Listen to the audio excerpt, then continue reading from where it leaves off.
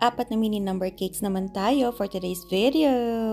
Mga mi, tara na G! At ito na naman tayo sa paggawa ng mga bestsellers natin na mini number cakes na perfect pang monthly milestone ni baby. Itong unang mini number cake natin is number 3. Ang flavor niya is moist chocolate cake. And then, ang theme ng cake na ito is pastry chef. Ayan. So, naglagay tayo ng border dito sa gilid kasi ganyan din yung inspiration na sinend sa atin ni customer. And then, ang color ng cake natin is light brown. Yung pinakauna parang ivory na siya, pero light brown yan. And then, itong second natin is nude brown. Ayan. So, yung ginamit nating pangkulay dyan ay syempre ang pangmalakas ang Decor It Food Color Gel ng Achievers. At ito na nga yung mga fondant details na nalagay natin. Meron tayong chef hat, apron, meron ding mixer, meron ding wire whisk, and then yung ating pot holder. Next cake naman natin is mini number 2, moist chocolate cake din ang flavor ng cake na ito. And simple lang din ang design ng cake na ito. Kung yung kanina, puro fondant yung toppers natin, dito sa cake na ito, printed toppers naman ang request ni customer dahil na rin yung mga details or yung mga toppers niya is kailangan eksakto siya doon sa inspiration natin. Kung napapansin niyo yung unang cake natin is nakalagay sa round na cake board. Ito naman is nakalagay sa square na cake board. Actually, yung standard cake board na ginagamit ko sa mga mini number cakes is 10 inches na square para merong mas spaces sa mga dedication and kung ano pang details na gustong ipalagay ni customer.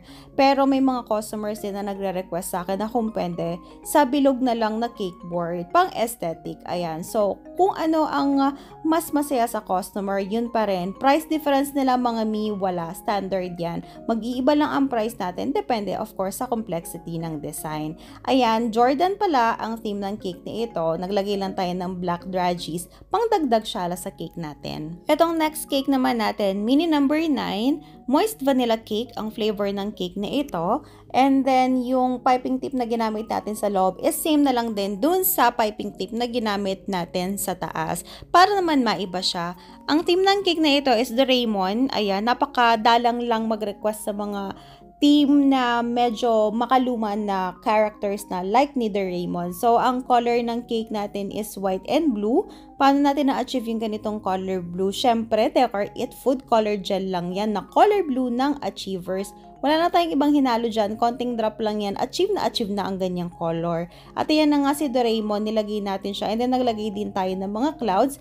And then, yung parang bell niya. Ayan. Nagdagdag na rin tayo ng draggies na star para naman dagdag design sa cake natin at hindi siya magmukhang plain tingnan. Ito namang next cake natin, mini number 6. Moist chocolate cake din ang flavor ng cake na ito and kagaya din sa previous cake natin, same lang din yung piping tip na ginamit natin sa loob and then dun sa labas ng pinaka-cake natin.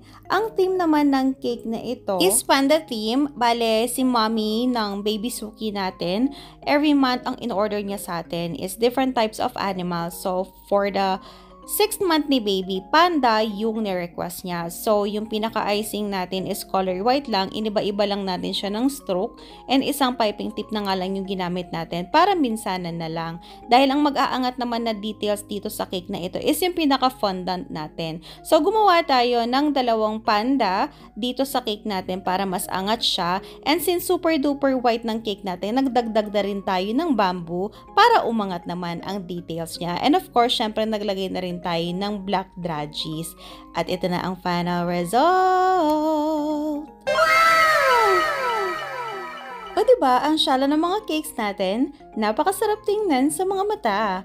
And that's it for today. See you on our next video. Bye!